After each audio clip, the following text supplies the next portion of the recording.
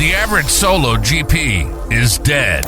Being handcuffed to a practice that only makes money while you're drilling crushes your freedom. Being trapped at the office is no way to experience life. And doing more fillings and crowns ain't the answer to freedom. Stop it. Freedom comes when your practice makes money without you. Freedom is choosing how many days and how you dental. Ready to forge your freedom? Then keep listening to become a super GP and super CEO. This is the Titanium Practice Podcast with your host, Dr. Stephen Freeman. Let's go. Oh yeah, welcome all you beautiful people. Welcome to what is surely going to be the best episode of the Titanium Practice Podcast yet. I'm your host and personal freedom coach, Dr. Stephen Freeman. Welcome to the show today. Thanks for joining me. I hope everyone is doing well. So I opened up my emails this morning and I just bombarded by emails from people who want to talk about how to grow your practice. Yours inbox probably looks pretty similar to mine. All the wonderful catchy headlines of double your practice, and double your production. And that's the one that kills me. I'm just like, man, double your production. So what we don't really think about as dentists is a lot of the time the business part of that.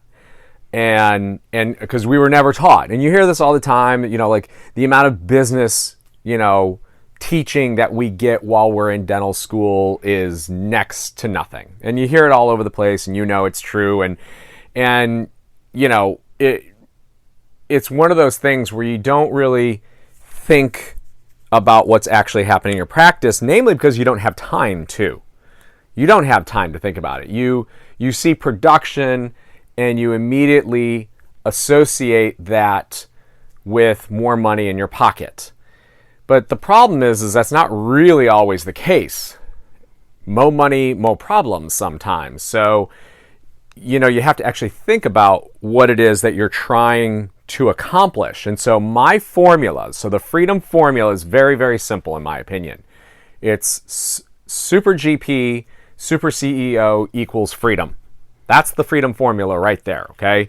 Because if you want to do anything, if you want to make any significant change to your practice, you have to put in effort. You're going to have to do something different than what you're doing now, and you're going to initially have to work a little bit harder. There's no two ways about it. You just want to be a CEO, that's fine. You got to figure out how to be a CEO, but your profit's going to drop, and your take home's going to drop if all you do is go from seeing patients to now not seeing patients but working on the practice. And there's 1,000% ways to improve the practice through systemization and improving things. It's a very valid idea. The problem is that your income's going to drop initially if that's what you choose to do. So when I first ever thought about growing my business, I thought only in terms of revenue. So, and that may sound dumb. Some of you may not have thought about it at all. Some of you may be listening to this and say, well, you're an idiot, and fine. I've been called an idiot a number of times and I do a lot of idiotic things, but here we are. I just keep on swimming and keep on moving forward. But so especially when I first thought about growing the business, the world or the business world of dentistry was very different. It really did look at your production. It didn't really look at your profit. It really did. That's how you sold practices. Is you would take, an average size practice would be sold for roughly 80% of its revenue. You get up closer to $1 million, and now all of a sudden you're talking about something that's probably closer to 90% of revenue, and then at $1 million plus, now you're at closer to 100% of revenue. And my gosh, if you got up to like $4 million in revenue, they'll give you like 120% of your revenue as the sale price. That world is gone.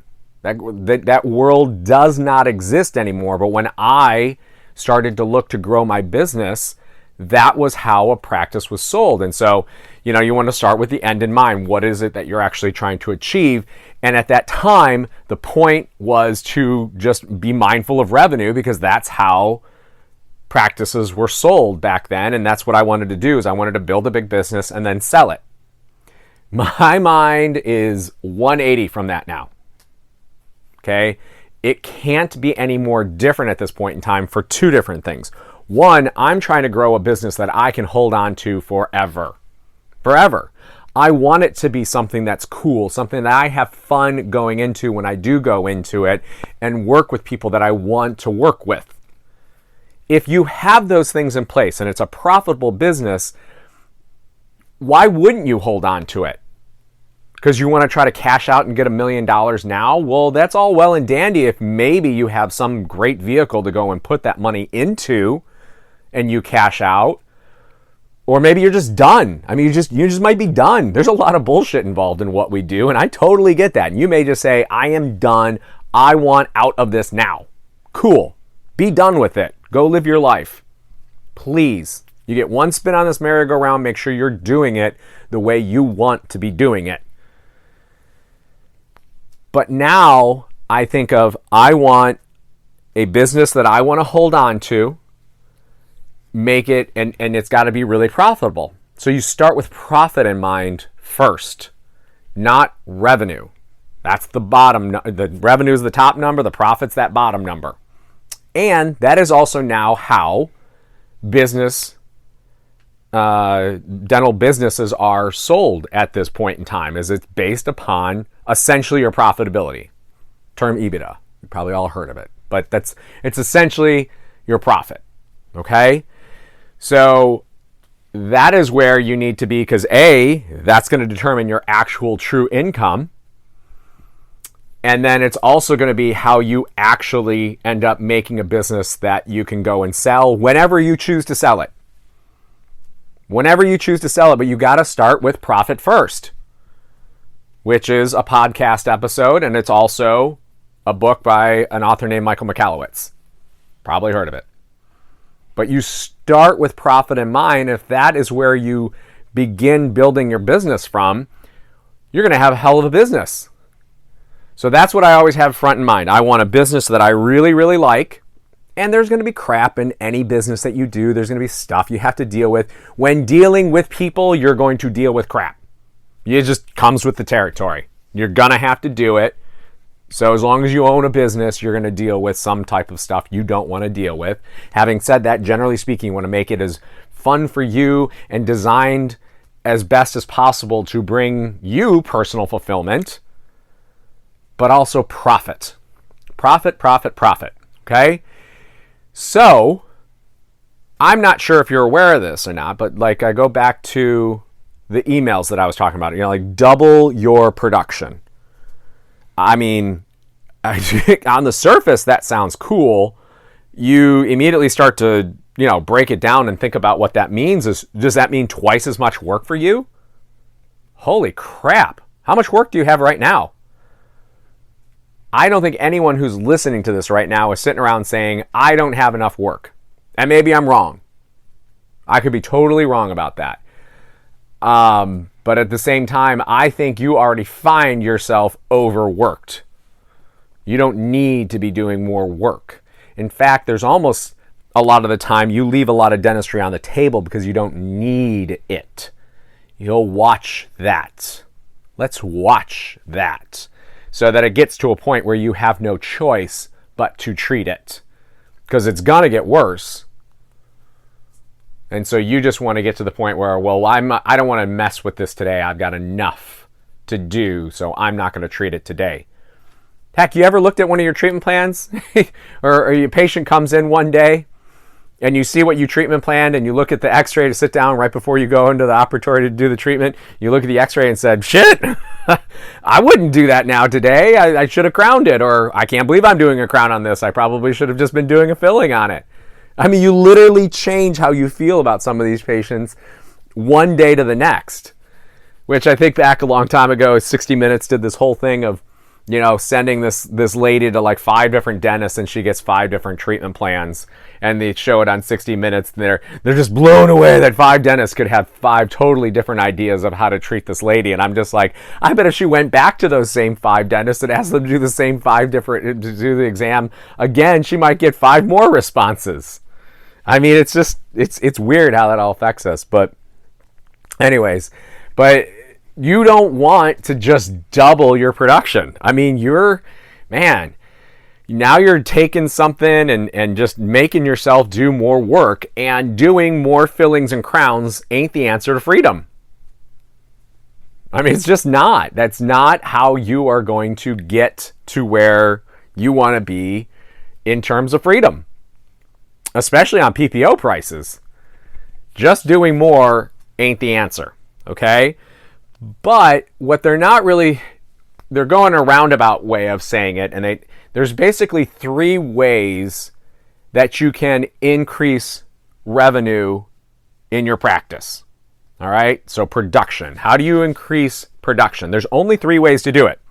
And one of them is increase the number of new patients come in. So that's number 1, increasing the number of new patients that are coming into your office. Most of this is going to deal in some way to do with marketing. Okay? Whether that's internal or external, it doesn't matter. And we're doing some type of marketing. And regardless of what you're doing, you're going to put some money and time and effort into doing that. So to bring new patients in, even though internal marketing is ridiculously less expensive, and I would say, again, when we get to talking about doing marketing for your business, please start with internal marketing. I will just beat this into your heads as best I possibly can for as long as I can. It is not the cool thing. It is not the sexy thing. It's not. I was on TV for a long time. And I paid a ton of money. At some point in time, we were over $60,000 a month that we were spending on marketing, and I was all over the place, just billboards, TV, the local magazine with, the lifestyle magazines and all that crap. I was all over it, and we were paying a fortune, and we had 1 million people coming to us. I was doing so many implants left and right, but that's cooler. There's no way to describe it. It's cooler to do that than to hand someone movie tickets to say thanks for a referral.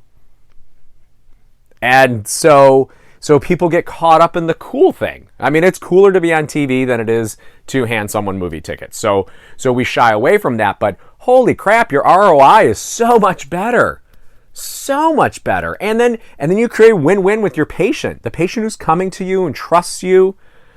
I had the episode of Lagniappe once of giving a little bit extra, and I know they gave something to you. Like if you give movie tickets to someone because they refer someone to your office, you're basically rewarding them for something they've done, and it's not. But I mean, isn't that great? You get to reward one of your customers basically instead of giving it to maybe the local NBC affiliate. I mean, what has the local NBC affiliate ever done for you?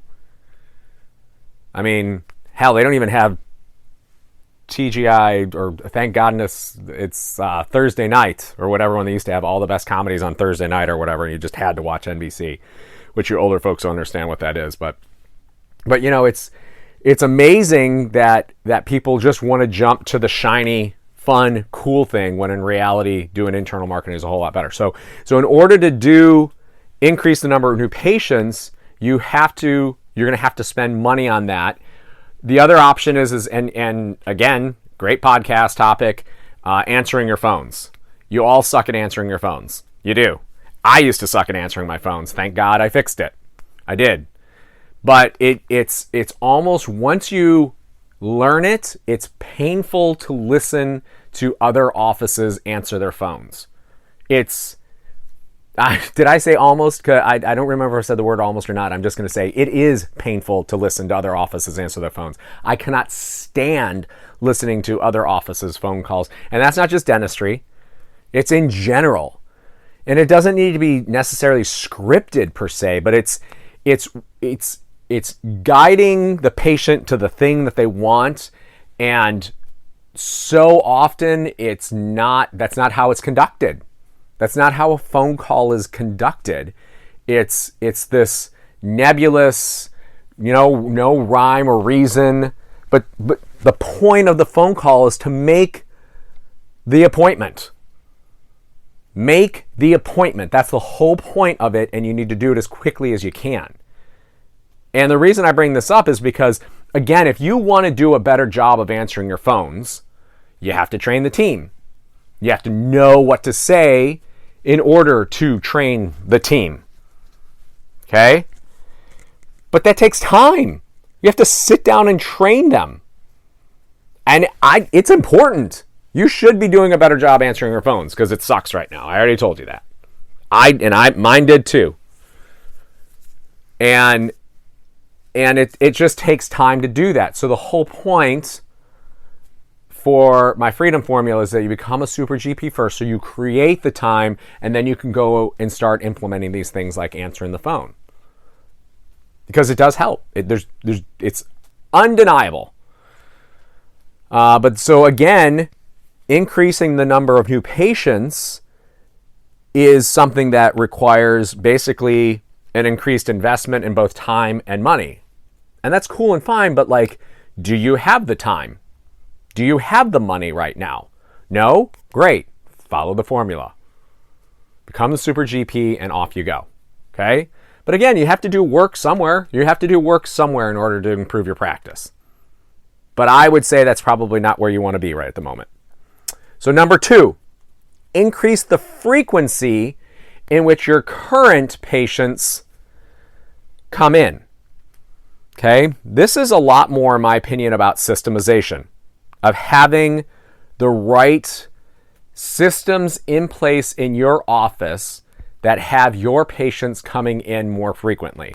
And obviously one of the first things that could come out and jump out into my view of doing 3 or 4 month recall versus I was just doing every 6 months. But really ultimately at the end of the day, for a lot of you, hygiene's a loss leader as it is.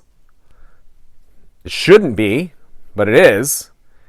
And so if you just literally having a person come into something that's already a loss leader, you're not probably turning more of a profit. But again, that comes a lot more from systemization. Okay, you have to put the systems in place to have those patients come in more frequently.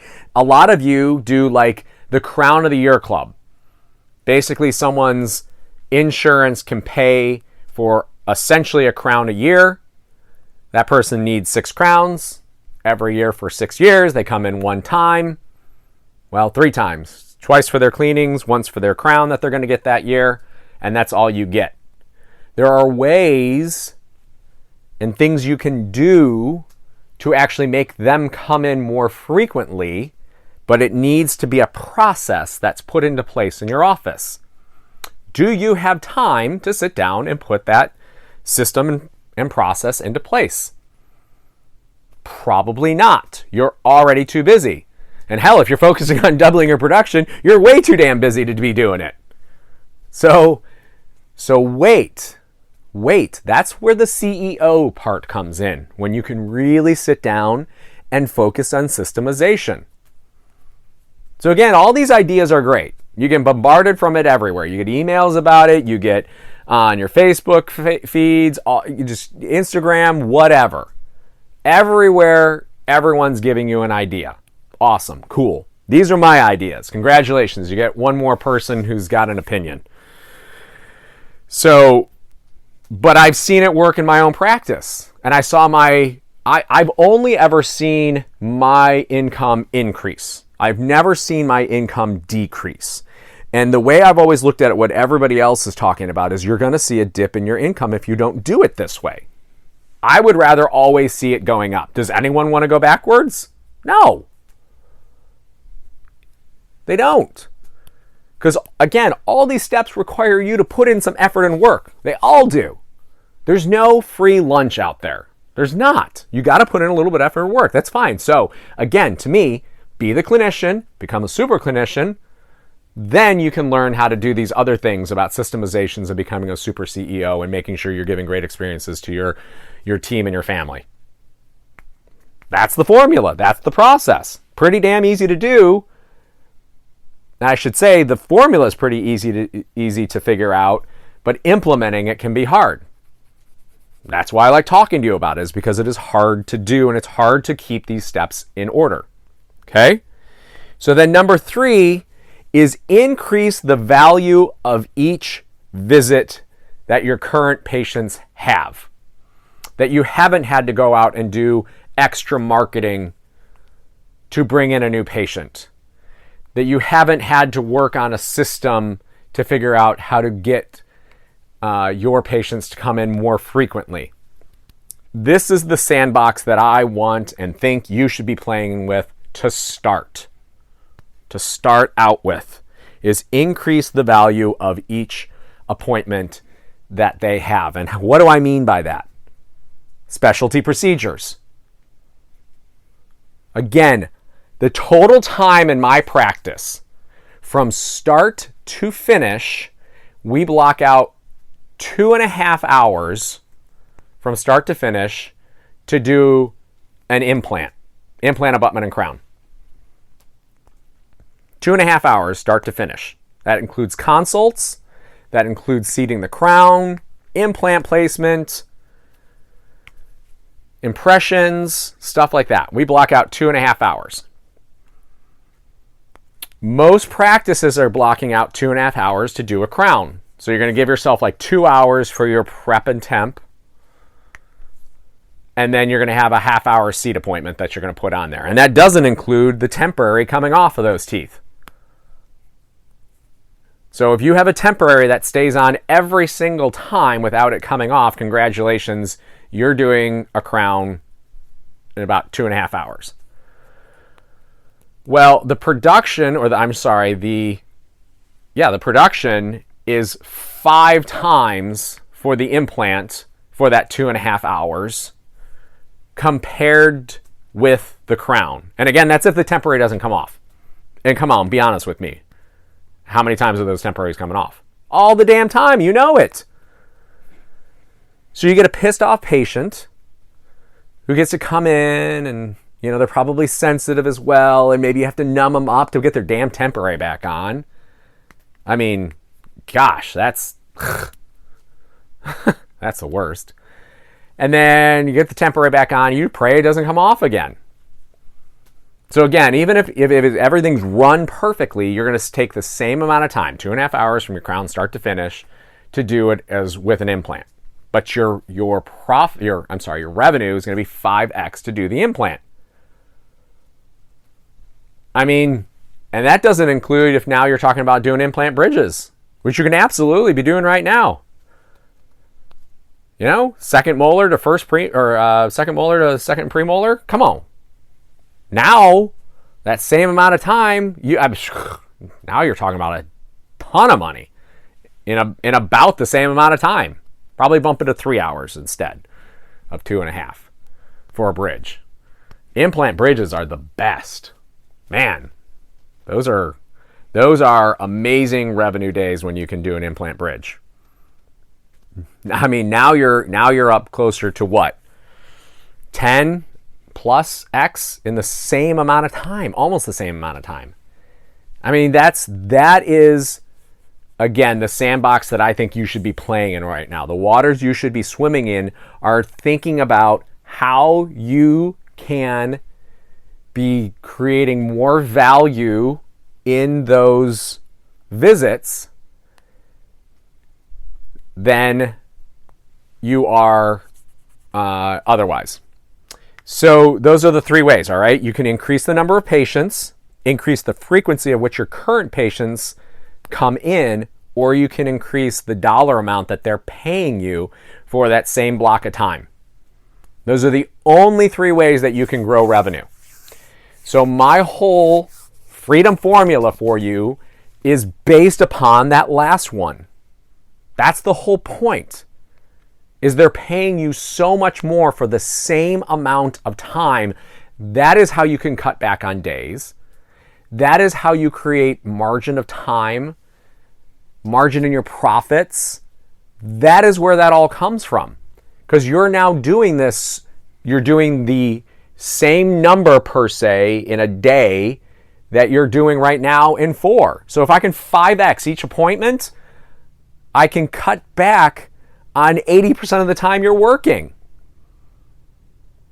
That's the point. So then that frees you then to say, where do I want to go after that? So if I can bring you from 4 or 5 days a week down to 1 day of actually dentaling, every option in the world is on the table for you at that point in time. It's crazy. You can just say, great, I'm going to work 1 day a week and I'm going to play the other 6. Awesome idea. I love that idea. Maybe you really, really enjoy doing this and you want to keep doing it. Awesome. Keep doing it.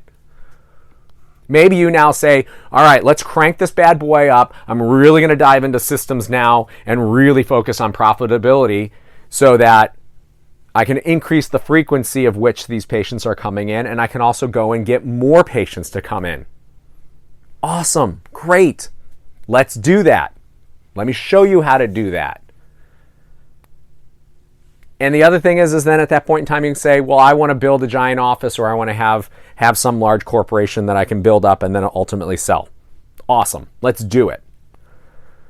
That part is open to you. That is your path. That is your journey. That is your story. And that is what you get to do at that point in time. But you cannot do it until you have the freedom. And I don't want to see you get freedom by seeing your income drop first. Let's raise your income by doing the specialty procedures, by increasing the value at each one of those appointments that they're coming in before we make these other decisions. So all you ever see is an increase in your take home. That's all I want. We're putting in work somewhere. Might as well make more money now while you're putting in the work so you actually feel like you're getting something out of your work instead of seeing your income drop. All right? So, again, real quickly, increase the number of new patients, increase the frequency with which those patients come in, increase the value at each one of those visits.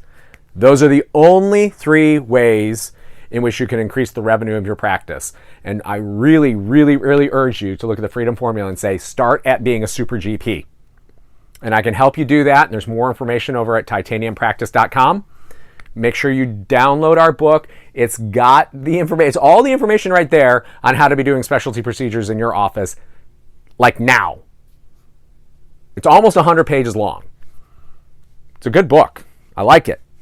You should download it. So make sure you've done that. If there's anything else we can do to be helping you out, please shoot me an email at info@titaniumpractice.com. Head over to titaniumpractice.com if you want to get a little bit more information, and I will talk to you next time. Thanks for hanging out with me. Bye. You've been listening to the Titanium Practice Podcast with your host, Dr. Stephen Freeman. Please hit the like and subscribe button and follow us on Instagram, Facebook, and YouTube at Titanium Practice. Questions or comments? Send an email to info@titaniumpractice.com. Join us next time to help turn your average practice into a titanium practice.